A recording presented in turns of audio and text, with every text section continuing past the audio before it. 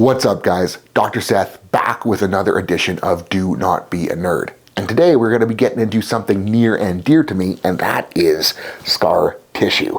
Now, the reason we're doing scar tissue on Don't Be a Nerd is that scarring is something that people tend to get way too obsessive over, way too convoluted over, and make way too complex. And when it comes to dealing with scar tissue and not letting scarring get in the way of our lifting, our performance, the answer is, once again, quite simple. And the first thing we got to do is understand what scarring even is. And scarring is the process that occurs when we have damaged healthy tissue. Scarring will happen as collagen-dense fibrous tissue is laid down to help close the gap in between the damaged healthy tissue. Scar tissue is a natural part of the healing process. We want it to be there because we need shit to fill in that gap, and scar tissue is going to be very strong because of the density of the collagen fibers distributed within it. And as powerlifters, we are probably the most familiar with hearing about scarring in the context of some old grizzled dude having like a pop or tweak or twinge in his pec and them going, "That's just my scar tissue popping, son, it's gotta be fine." And they're not wrong. That probably is scar tissue kind of like popping, redistributing, or the tissue that's still healthy adjacent to that scar tissue getting tugged on because of the scarring. And what we need to acknowledge is that in the literature, in pop culture, in the hoity-toity Instagram pages, most of the scar tissue that is talked about is like superficial skin scars. As powerlifters, we are going to be more worried about the scarring that happens in other soft tissues, like our muscles, like our tendons, like our ligaments, maybe even our organs if we're the dude popping 200 mgs of D-ball a day, because you are damn sure going to have some liver scarring if that is you. And what we got to understand about scar tissue is that it is typically regarded as being shitty. It's not elastic, it's quite stiff, it's not very compliant, and it's not very tolerant to loading or stretch, and oftentimes can result in hypersensitivity in the area and the areas adjacent to the scar tissue. And if you've dealt with scar tissue before, you already know that it sucks. And the reason that it sucks is what we talked about on the last slide. It's not very elastic, it's stiff, it's less compliant, and the healthy tissues around it still are nice and soft and supple, but we got this chunk of like rigid, dense, gross shit in the middle of the healthy tissue. And because of that lack of compliance in the scar tissue itself, the healthy tissue around it is going to get tugged on harder than it wants to be, and that can result in shit feeling very gross and not very nice. And when it comes to more superficial scars, you'll see a lot of times like people talking about how superficial scarring, incisions, etc. can influence the tissues below.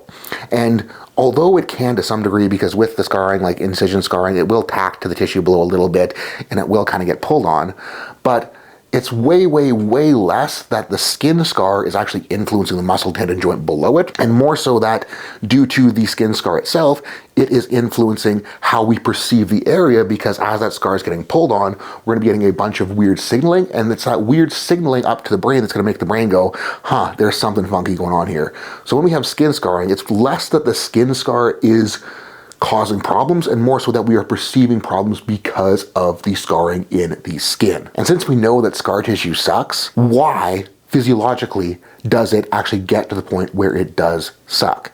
Now, that is a result of how we as a society tend to go about healing. We really like to immobilize injuries. We really like to make sure that we don't disturb the healing process, and we go too far overkill on trying to keep things safe, and we end up making shit harder on us in the long run.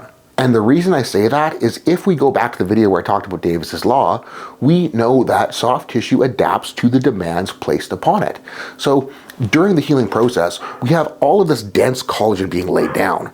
But if we aren't loading it at all through healing, if we aren't moving it at all through healing, that collagen, it's going to heal all convoluted, mismatched, cross-fibered, and it's not going to be able to transmit force very well in any direction, and it's going to be that really stiff, gross ball that we are familiar with when we are talking about scar tissue. And because we're allowing it to lay down like that without loading, without movement, it's not going to be very well prepared to handle loading and handle movement when the time comes to actually load it and use it. And when it comes to doing something about scar tissue through the healing process, we're going to be walking a little bit of a tightrope, because we obviously want to make sure that healing occurs and we are not disrupting the healing process, because if we pull on it too hard while it's still forming, we're going to rip it apart and shit isn't going to feel good, and it's not going to work very good either, and we're going to be subjected to even worse scar tissue formation because we made the sucker worse.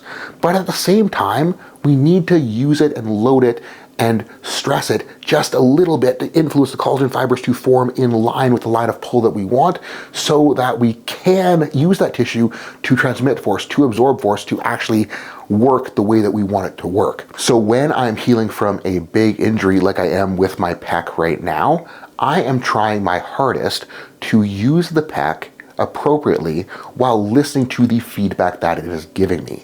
I'm not trying to go to anywhere that feels sketchy, to anywhere that feels wrong, to anywhere that feels painful, anywhere that feels unsafe. But I am trying to use it within the limits that I do perceive as safe. And I'm trying to ride as far under that threshold as I can, because I don't want to get up to that threshold, because that threshold is where bad shit that I don't want to happen happens.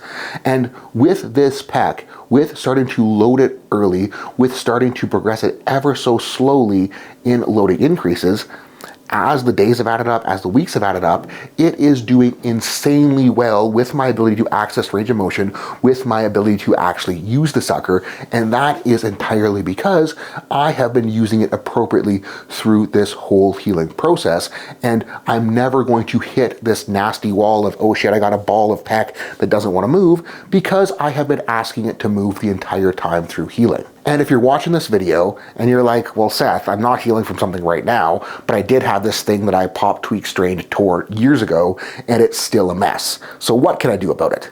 Well, the number one thing that we need to do is we need to gradually expose that area to load, to length, to force, to stretch. Because if we want it to be able to handle loading, if we want it to be able to behave more elastically with lengthening, if we want it to be able to transmit force better, we have to ask it to do all those things. And we have to ask it to do all those things in a gradual manner, progressing from a point that we can handle. We don't want to just go like max out trying to rip your PEC off if your PEC is a nasty gross ball. We want to gradually progress in the amount of range of motion it can handle. We want to gradually progress in the amount of load it can handle through a big range of motion. And if we do that at a rate that it can handle and adapt to, that PEC is going to get less shitty over time, and you're going to find that it actually starts to act pretty darn normal. It's just a matter of asking it to do all those things that are going to be uncomfortable at first. And we got to understand that when we're trying to modify tissue, when we're trying to create a stimulus that will cause an adaptation down the road, we need to be a little bit uncomfortable in order for that stimulus to actually generate adaptation.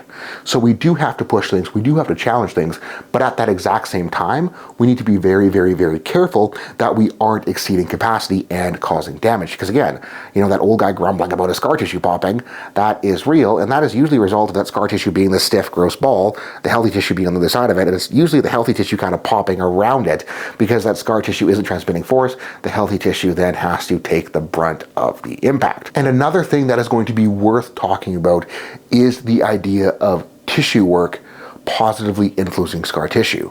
And I will say that it can help, but it is not because of the reason that everyone wants to think tissue work can help, because you always hear people saying, I did tissue work and I broke up my scar tissue and it feels so much better, because your tissue work is not breaking up the scar tissue.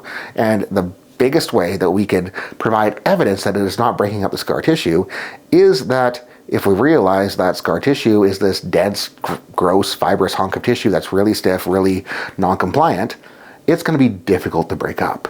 We have this soft, compliant skin, and if your Graston tool isn't shredding the living fuck out of your skin, how can you expect to be doing anything to modify the scar tissue underneath it? If that skin isn't being broken down, the scar tissue definitely isn't being broken down. And like, you might say like, oh, I'm bruised after Graston. Yeah, you're bruised. Your skin isn't ripped to shreds off of your body.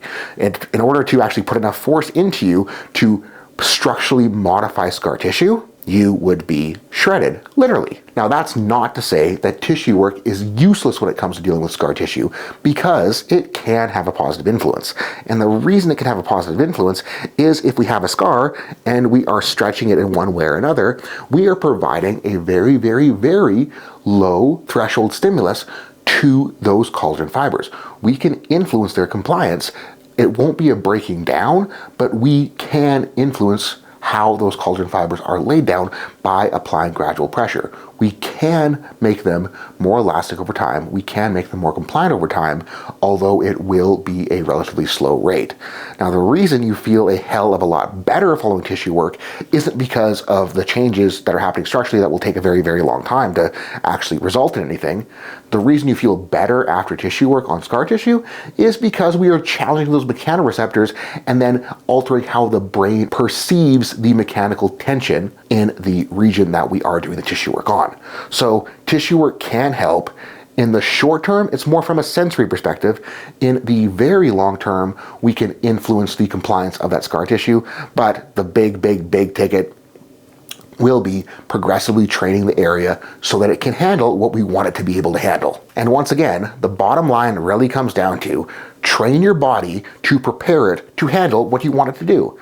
Progress training appropriately in the region that you're dealing with, and it will improve as long as you are challenging it appropriately and allowing it to recover.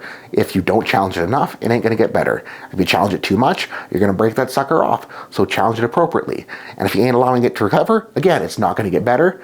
And if you do too much recovery, you're waiting too long, you're not gonna get enough challenge. So it's about riding that fine line of doing enough to see progress, but not doing so much that you're making things worse. So guys, thank you so much for watching. Hopefully you learned something here. And if you did, please share this with a friend. Tell them about it, because this channel is growing and I am stoked to see it. And I'm going to continue putting in effort to make things better and better for you, because I appreciate the heck out of you guys for clicking subscribe. Now, if you want more stuff like this, going in deeper into the more hard sciencey side of things, more of the physiology, more of the neurology behind pain and injury management, hit the link below, because we got a discount code, SAVE150, on the Bridging the Gap Between Rehab and Training lecture series. And I am putting that on because I want to make powerlifting less shitty on the athletes, on the coaches, and on the physical therapists that have to deal with them. And it really just comes down to having a better understanding of how we can use training to influence both injury recovery, injury risk management, and making things feel less bad. If you got problems with training, the answer is usually training related. So thank you guys for watching. Have a good rest of your day.